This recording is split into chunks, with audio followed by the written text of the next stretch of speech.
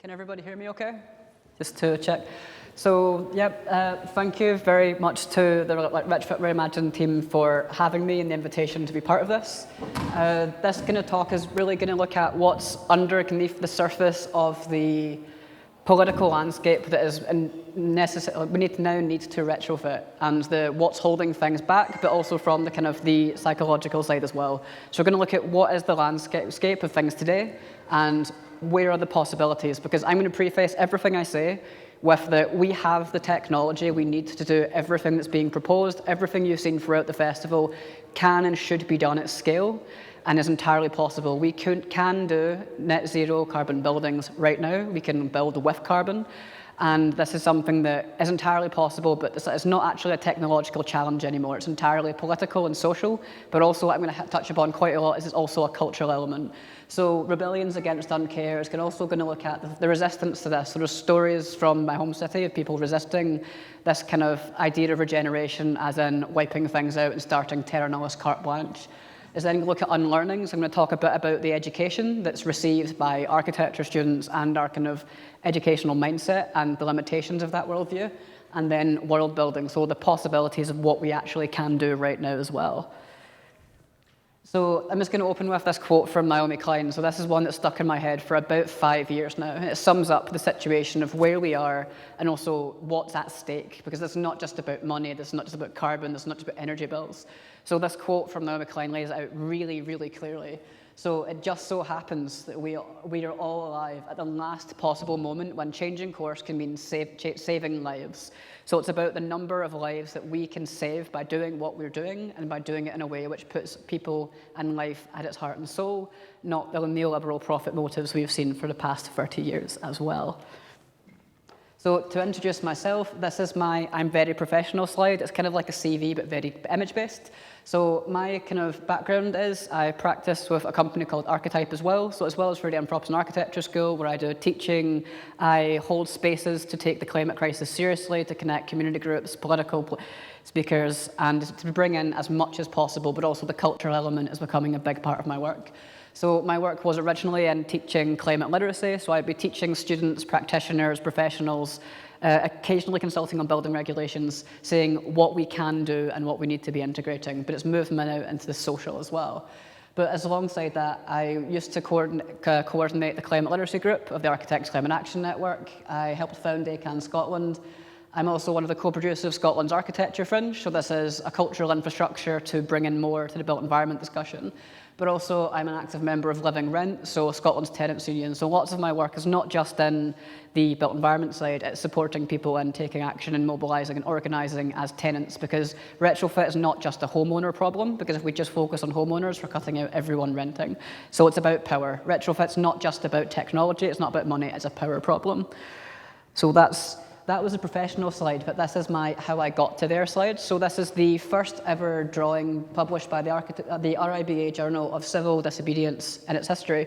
So this was published in 2019. This was Extinction Rebellion Scotland put a purple boat into the city centre and activated a space to be used as like a carnival and taking the climate crisis seriously. So we had speakers, we had music, we had food, we had well-being, we had education, but also very powerfully, we had a ceilidh on the road in Scotland in the middle of summer. And it's just that kind of what we need to be doing is not just creating net zero carbon buildings, but we need to experience the future before we get there. We can create moments that are revolutionary moments, as described by Matt Haven, who's a Nova Scotian-based academic who runs the Radical Imagination Project. So I didn't just go straight into traditional architecture. When I graduated, I went straight into doing more direct action and more community organising than I did any form of architectural practice. And that's informed everything up to where I got to today. So the Anthropocene Architecture School was originally supposed to be a bit of a joke. It was a one-off provocation to the architectural profession on 2019's Architecture Fringe. But as I issued the provocation that our education system as delivered today is obsolete in the face of climate breakdown, nobody disagreed. There was no kickback, there was no anger, there was just we fully understand this, but what do we do about it now? We haven't had the space to speak about it. At the first ever event I had a computer game designer who runs simulations for delegates at the COP process, who the word Anthropocene is a really good icebreaker because it's not green, it's not eco, it's not sustainable. It's talking about geological time and the fact that human beings have impacted the world in such a large degree that we are on par with geological events now. But we've done that in the space of 200 to 300 years. So the Anthropocene Architecture School kind of fuses climate literacy and the radical imagination with spatial justice. So it's not just about teaching about technical solutions, it's recognizing that the social implications of everything that we design, build, and retrofit as well. And this is the state of architectural education in 2022 as well. So when I was in the architectural education system, I was not taught to design sustainable buildings in the last 10 years. So I had to fight and struggle against that to do anything that I thought was valuable and worthwhile. But even last year, 1 in 8 students surveyed have never done a retrofit project in their entire time at university. So that means that 1 in 8 architects are practicing as of when in 2020 there started to be a bit of an upsurge in the education system. But if we go back in time further than that, it's more than 1 in 8. So we've got generations upon generations of architects who've graduated with never doing a retrofit project. And that's not to blame them, that is the system that they were educated in, that's the system that we teach in. Endlessly building anew is seen as much more desirable than working with what's already standing up. But lots of the work that I'm doing is trying to talk about that idea of stewardship in the built environment that we want to kind of get back to. So when kind of launching the school, I wasn't totally sure how do you introduce a skill to the world when you don't have a building and you don't have money and you aren't really kind of well known in architectural spaces in the slightest. So I used the curation of a library to kind of introduce resources to students that are now used by multiple universities around the world. And this was just pulling upon all these different resources and books and films that I had been introduced to by people all across Europe and otherwise, that just to show what's already existing, because we have all the solutions already. We don't need to be reinventing the wheel, we don't need to start over.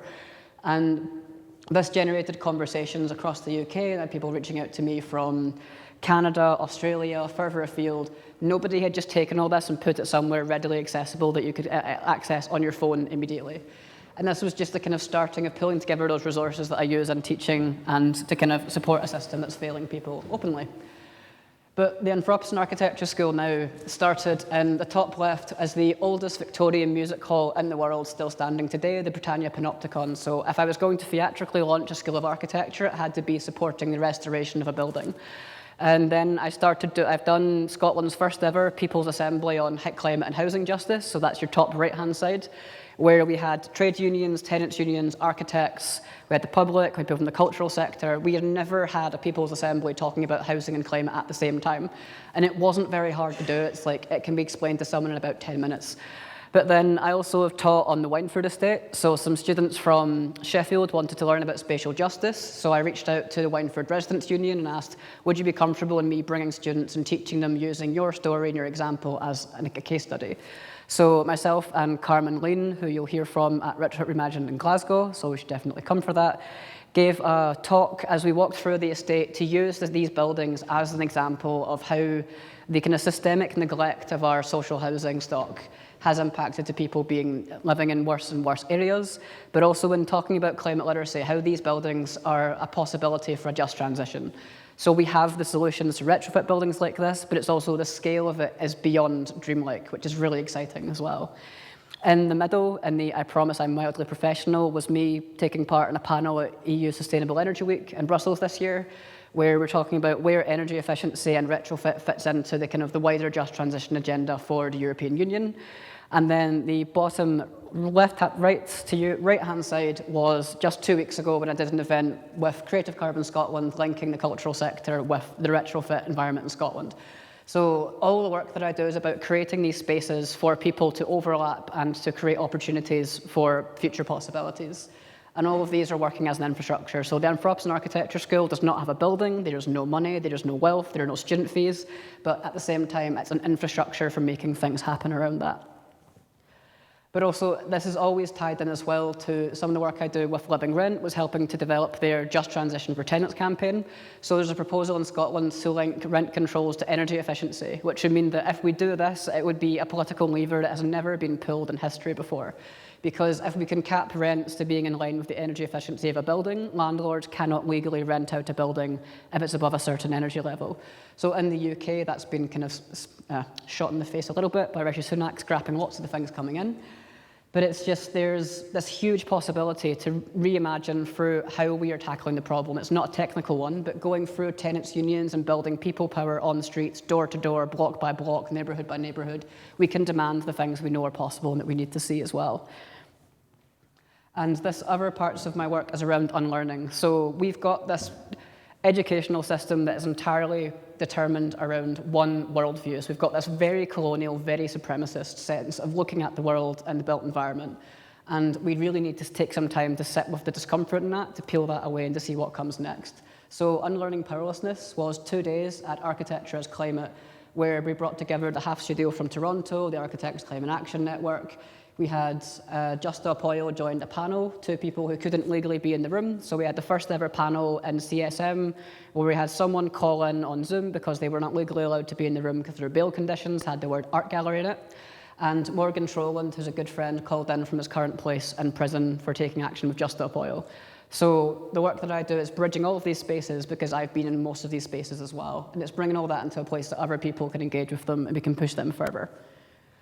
But also other work I do with the Architecture Fringe is talking about the more radical side of how we got to where we are in Glasgow. So Glasgow has this beautifully rich history of community infrastructure that was all descended from occupations, direct action, mutual aid.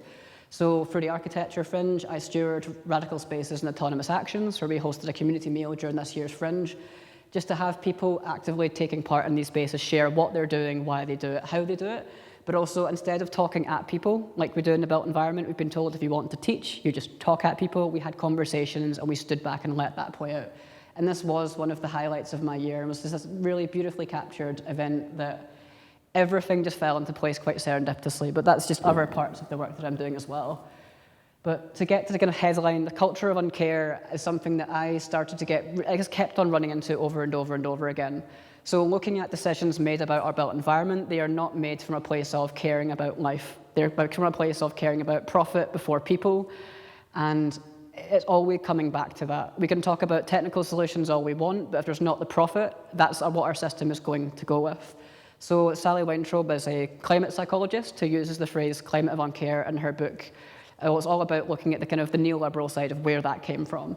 So when we start peeling this back and looking at where it came from and how it's playing out in the world all around us, it helps us organize in different ways because we need to sit with the discomfort of why things are happening before we can start taking action on them, because otherwise it's reactionary without the full context of where we are. So we've now just got some examples from recent history in the past month of what does a culture of Uncare look like playing out in the UK. So on the left-hand side, we had 11,000 people died through cold homes living in fuel poverty over the last winter. So we know that 11,000 people died unavoidably because we have the technology for homes to not have heating bills in 2023, and yet people died because they couldn't have warm homes. So 11,000 people died, and on the right-hand side, just a few weeks ago, Rishi Sunak scrapped the Energy Efficiency Task Force. So the government started a task force 6 months ago that was supposed to speed up home installation, and then they scrapped it. And they also know that 11,000 people died. But 11,000 people died, and there was no national day of mourning. There was no emergency meeting in Parliament. So our politics functions in such a way that 11,000 people can die avoidably, and there's no public recognition of this beyond the announcement that was delayed because it was so bad. And then we move on to what speed was that going to happen at? So it was calculated that the Great British Insulation Scheme is going to take 300 years to insulate every home in the UK. So those are not the actions of a government that actually care about life. Because if it takes 300 years when we have less than 3 years to mitigate the worst impacts of climate change, those timelines don't add up, they don't match. And on the right-hand side, these insulation targets are being celebrated for being rolled back. So because landlords have the investment in this, so being a landlord is the only investment where you making a bad speculative decision can be, the impacts of that can be offset onto your tenant. So other people are paying for your bad decisions and your inability to steward a building because there are no laws that have a minimum level of repair before something breaks. So the reason in the UK, we only reactively repair buildings. We don't routinely do maintenance cycles, there's no enforcement of this, and this is something that could be part of a wider just transition if we had to. So this will get cheerier eventually, I promise.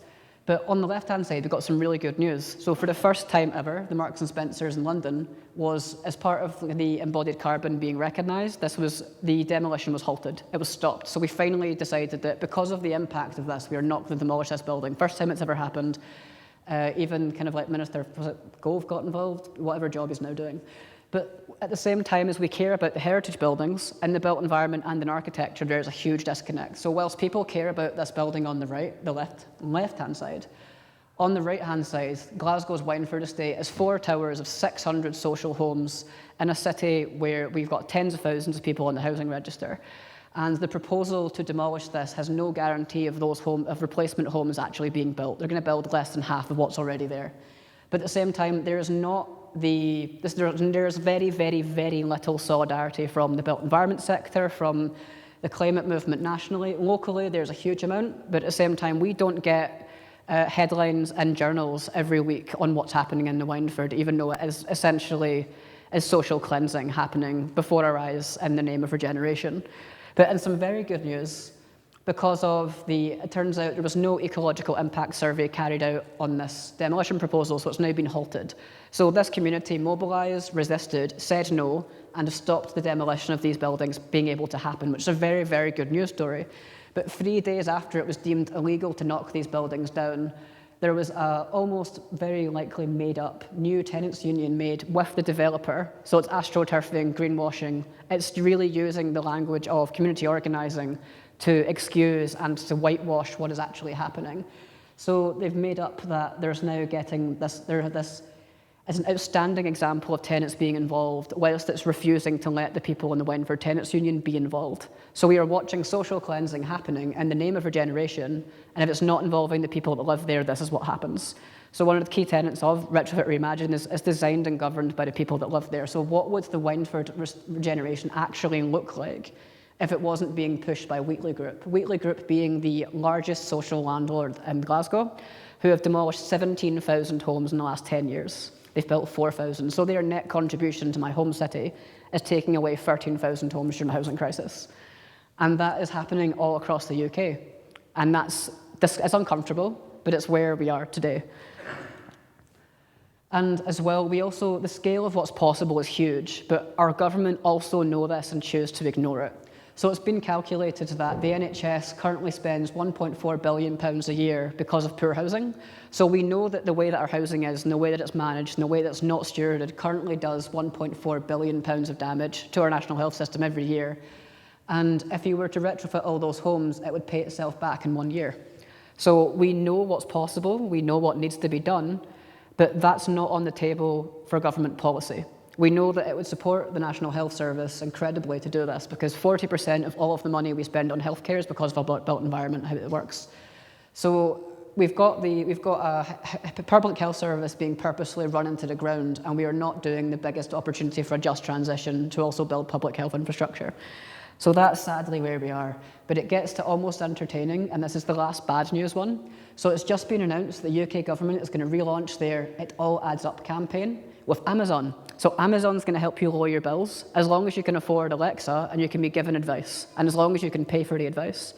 So we're in a situation where people are dying in cold homes, avoidably. They're choosing to heat their homes. And the only support our government is giving us is allowing us to ask an AI, what should we do in that problem?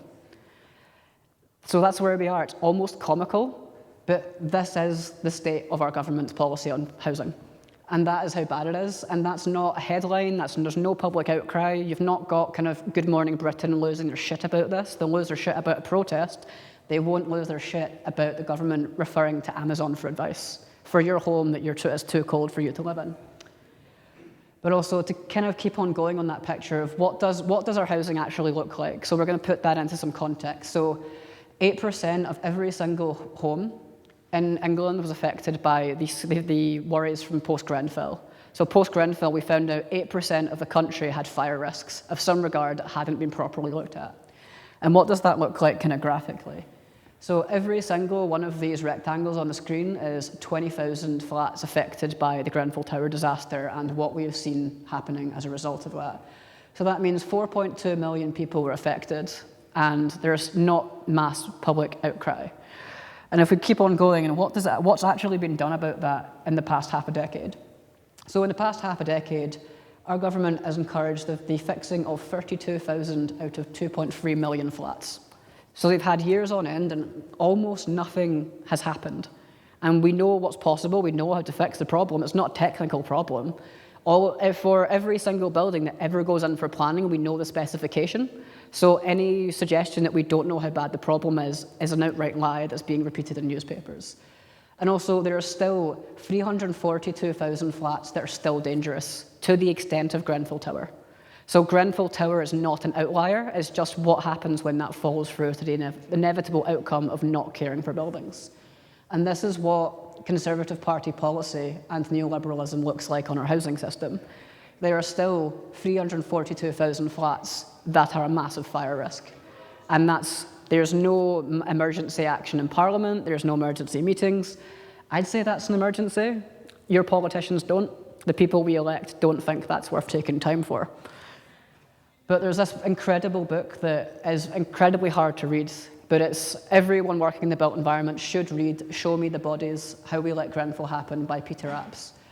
Show Me the Bodies was a quote allegedly used multiple times by one of our government ministers when asked when they were going to act on fire regulation. So I'll just read this one kind of excerpt because it's very, very powerful for where we are in the time of a climate crisis. So, the world is getting hotter. Hot summer days provide perfect condition for fires. There will be more to come, and despite everything we have seen and all the suffering at Grenfell Tower, it remains entirely possible we will once more witness the terrifying sight of a building consumed by fire with people trapped inside. Government officials are alleged to have said, "Show me the bodies." They have seen them now, and still we have not changed. I would prefix that and say it's not we, it's our government. If it was up to communities, that would have changed the second Grenfell happened. But it's not, because the people we have elected have not made safeguarding our lives a priority. And where we are today in terms of climate change, more cheery topics, is when we look at how people are going to be affected just in the next kind of 20 years, it's radically different for how old you are. So most of our politicians are not representative of us in age and demographics, where in the slightest. So the people making the decisions that are going to impact people for the next few hundred years are not going to see the outcome of that. But that's just the IPCC report. But to pull it into the built environment, and why do I focus my work on the built environment as a source of climate action? It's because 38% of all the global emissions we have come from the built environment and the operation of buildings. 1/3 of all the energy we use on the planet is used in buildings. We can save 40 to 70% of all the energy that we use as a civilization through energy efficiency. So we could drive that down in a year. But again, that's not on the table because we're being forced to look at energy generation rather than demand reduction. But there's also a really great thing. So this was part of the Architects Declare Practice Guide, and it shows how much impact do you have as an architect on the climate crisis. So in the UK, your average person has a carbon footprint of about 12.7 tonnes. That's actually about 3 times higher than global average, and 6 times higher than the global average that we need to stay below 1.5 degrees. So we are currently 6 times over budget of our fair share. But as an architect, for every large project you do, you have the opportunity to reduce 2,500 tonnes of CO2 for every single project you do above a certain size. So if you work on one project of that size a year, you have an 196 times bigger opportunity to reduce carbon emissions than you do by tweaking your diet. And that's huge, but that's not taught in architectural education. Architecturally, I managed to go for architecture school and have climate change mentioned 3 times, one of them being sea levels are rising and there's no point. And that was in the past 10 years. So that's the kind of attitudes of our educators as well. So now we're going to get into kind of like my own why and talk about agency a little bit. So this is the view from the first ever building that I worked on. This is Le Contamine of Machynlleth. Alex Sparrow was currently teaching people to build a hempcrete. Before I went to build this hempcrete chalet, Alex taught me and introduced me to the couple doing it. But in being on this building site, I saw how you can organize construction to be very regenerative. So everyone was teaching someone else. We had meals together on site. We spent time together after the site. We had dinner together from people from different countries. We went for hikes, but at the same time, the way this was organized was a giant educational endeavor. This building was a classroom for dozens of people that I've met since have learned through this building. So that was building number 1 that I ever worked on. Building number 2 was a straw bale barn on an organic food farm. So I was playing to kind of cliches a little bit. But David Copeland on the left, Chris Hawker on the right were from Hockland Ecological Construction. So I was being taught how to build with straw. So we can use building materials like straw to sequester carbon, and it's far healthier and less toxins in it as well.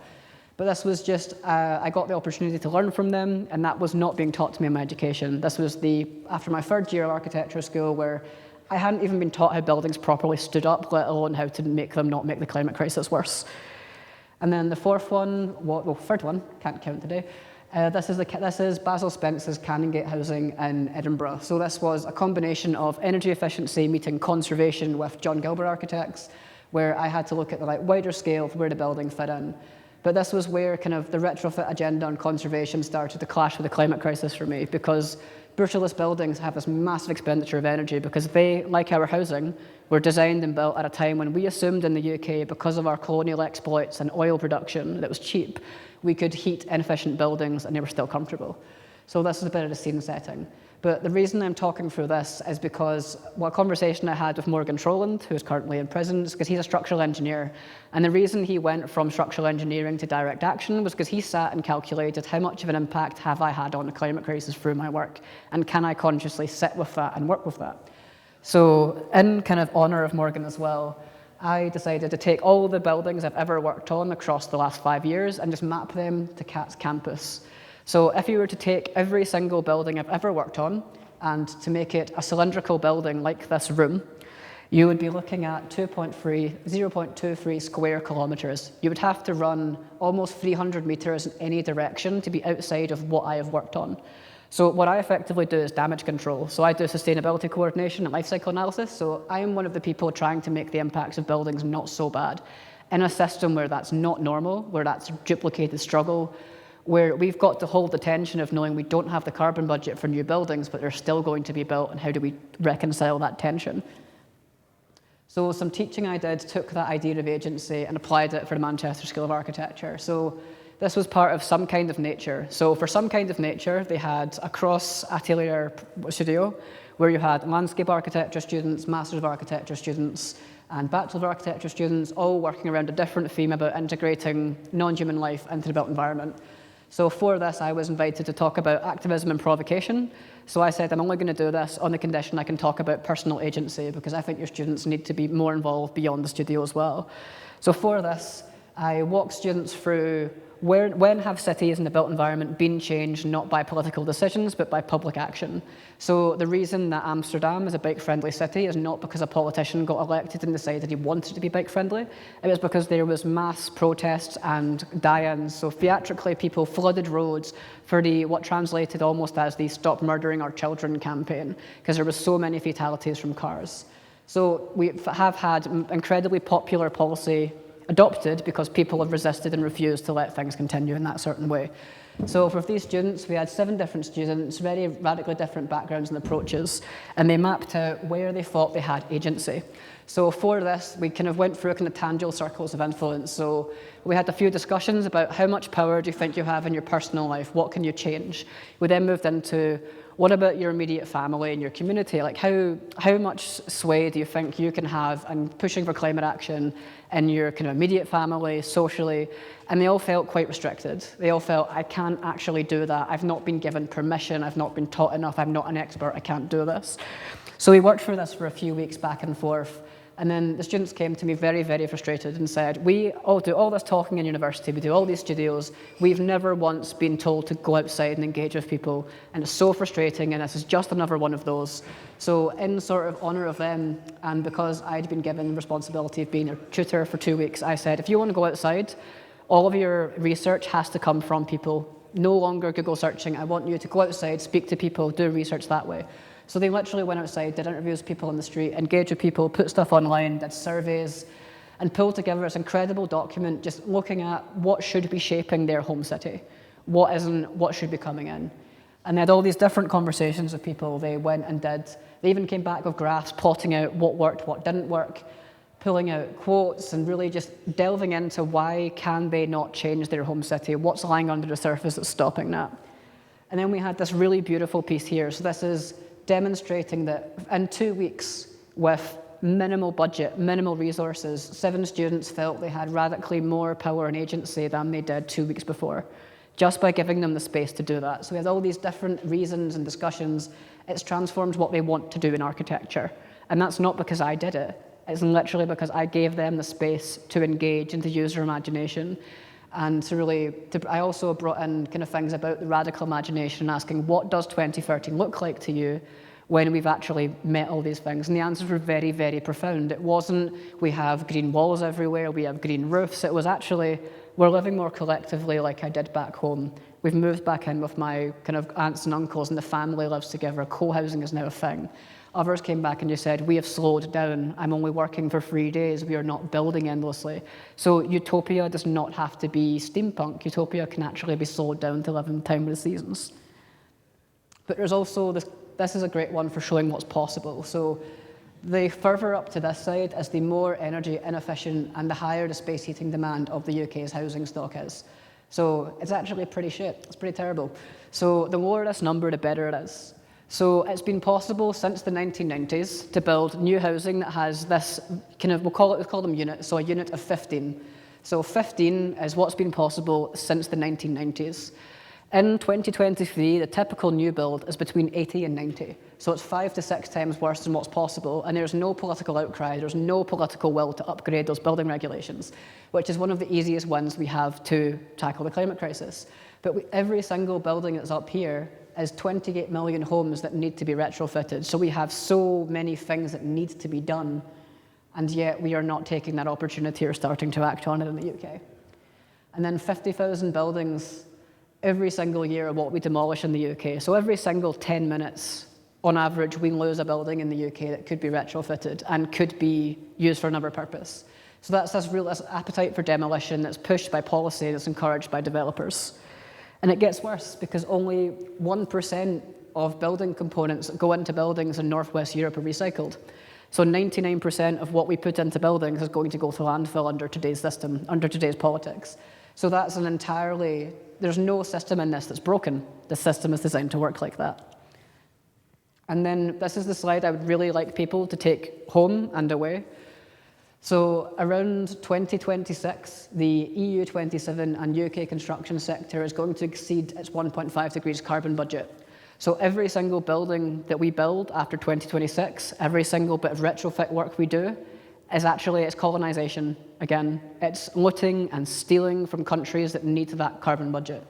And we've got the technology to not do this. But the way that our housing targets are going and the way that we're being pushed, we are going to exceed that and we're going to take from the rest of the world again. And this has not been a single headline in any journal and anything about the industry. The industry know this and nothing is changing whatsoever. So we've been given a warning, and this is a more dire warning than the 2018 special report on 1.5 degrees, but there's no action. There is no discussion in the EU about stopping building because we need to build less. We need to see degrowth in the construction sector. And we're going to surpass the 2-degree carbon budget in 2030. So we know what to do. We've got the capability, and we've been given the warnings. Like we've been given the trajectory we're on, and we're still just running at it head first. But the great thing is when you look at kind of the work of Catherine Trebek and their co-author of the economy of arrival, there are all these different potential points for intervention that we don't talk about in the built environment sector. So in the work that I do in teaching is opening up spaces for students to identify where they can take action that actually affects people's behaviour. Because when it comes to shifting behaviour, the only factor we can affect is how information is presented. So how we present information, how we slant it, how we project it has a massive impact. But also creating new norms that are social, economic, and cultural have a very big impact as well. But even more significant is creating the environments and infrastructures for people to imagine the future differently. So things like Retrofit Reimagine, so every single exhibition an architecture school does should be modelling what's possible. And that's something they've got the resources to be doing from tomorrow. But we just don't have any of those yet. But there's an incredible quote from Radical Intimacy by Sophie K. Rosa, and it really stresses that experiments in living and relating matter because amid structural violence, they can expand the realm of the possible and prefigure the future. So every single time that you do something with your neighbours that's outside of the norm, so every meal that you host, every event that you do, every film screening, every single thing that you do that's an experiment in relating differently has the potential to change how people think the future can actually play out. And that's something we don't get in your architectural education. We do very, very limited, narrow briefs for a world that no longer exists. And we need to be imagining the future that can happen, not a future determined on what we think, what have we been told is possible by people as well.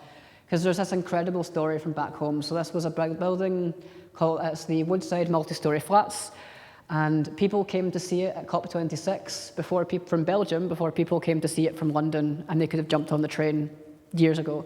So this was a retrofit design, so nobody had to be decanted from the building. So this retrofit was done so well that one man has not had to turn on the heating for 2 years. So we have the capability and the technology for every single high-rise block of flats designed in the 1960s to not have to turn the heating on. And we're not doing it.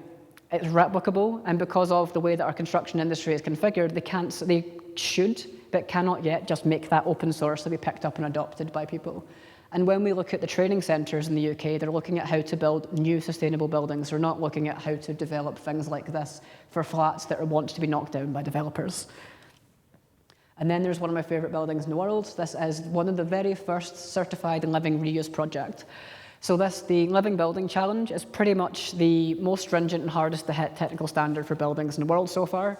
And this is a 1970s warehouse that's been converted into an architecture firm's offices and gallery, where it's net positive in energy, it's net positive in water, it's reused and recycled materials, it's got an art gallery to engage with the community, and it's just a fantastic example of what's possible. And again, if it can be done in a 1960s warehouse where energy efficiency was the last thing on the mind of the people doing it, you can do it on pretty much anything. But then there's another part that we've not spoken about yet, and it's very important to talk about when we talk about retrofit. So in architecture, we're usually told in education that form follows function. Or we get the even worse, we shape our buildings, and thereafter they shape us, because they don't. Buildings are shaped by power, but form follows fuel. So our Barnabas Calder did a book, Architecture from Prehistory to Climate Emergency, where he charts the development of how our access to energy changed how we built in the UK. So the reason your heating bills are so high over the last few years are in one part to profiteering energy companies who would rather people basically died, and it's because in the UK we had access to cheap energy, it was cheap to heat inefficient homes, and you're only starting to see the consequences of that because you cannot keep it warm enough to stop mold happening. So these buildings were always a problem. They have not suddenly got bad in the last few years. They've always been in that state of disrepair. But form follows fuel because the actions that our government are taking around climate change and a just transition are all focused on energy generation. So we've also seen the Rosebank oil field being given the green light. So if we green light an oil field, we are essentially locking in decades of reliance on fossil fuels that are a lethal industry that's actively killing people. But we get to some of the good news. So it was worked out in 2020 by the Passive House Trust. How ambitious do we have to be to hit our net zero target in 2050? So what was very different about the calculation was instead of looking at an industry not designed for retrofit, they said, what size does the industry need to be to meet our demand? So in 2020, we had to be retrofitting one home every 35 seconds, and we needed to have 2 million people employed in the industry. So in 2020, we had 135,000. So the industry was about 10 times too small. But at the same time, those were the numbers in 2020. So we needed to employ half the number of people currently employed by the NHS. But when you take those numbers and you apply them to as an opportunity, so in the UK, we've got 26,000 people directly employed by oil and gas industry. So for every one job in oil and gas, there are 3 jobs in clean energy that are potential jobs. But for every one job in oil and gas, we have 77 jobs that needs to be done in domestic retrofit. So that's not public buildings, that is not non-domestic buildings. So we need to be hiring 2 million people at least based on the numbers when we've not done it properly yet.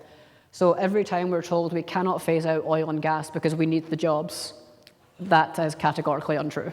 So for every one person in the oil and gas industry could theoretically choose between 77 different jobs. And those skills are transferable. So we do need the just transition to be worker-led, so we do need to be seeing where are jobs in the oil and gas industry applicable to engineering and buildings. And just for a bit of a pause, this was an intentional blank slide to shut myself up, but we know what's possible. So I'd like to invite everyone to just take kind of 2 minutes, and I want you to imagine a future in which the home you're currently living in meets all of your needs. So what is your Monday morning like when you wake up in a home that meets your needs, where you don't have an energy bill, where the just transition that we know we need to see has started in our homes, on our streets, and in our neighbourhoods? So I'm going to stop monologuing for about 2 minutes, and those give everyone a little bit of time. Right, so you can take 2 minutes on the recording. So just to kind of wrap things up, there's an incredibly powerful quote taken from The Dispossessed by Ursula K. Le Guin, where it's very much an invitation to the room and an invitation to people watching on the live stream. And it's that when we're looking at our agency and the action that we're taking, it's not going to happen beyond us. We are the people. There are nobody coming to save us from government. There is not going to be just a law passed in the next year that's going to sort all of this. This has to come from people. This has to come from our neighbourhoods. This has to happen street by street and block by block. But this kind of quote was really said succinctly, and it's Chevek as the kind of protagonist and The Dispossessed. And it's, you cannot buy the revolution. You cannot make the revolution, you can only be the revolution. It is in your spirit or it is nowhere. And in the spirit of that, I would like you to find someone in the room you have not spoken to yet, and I want you to talk about what you thought about when you closed your eyes.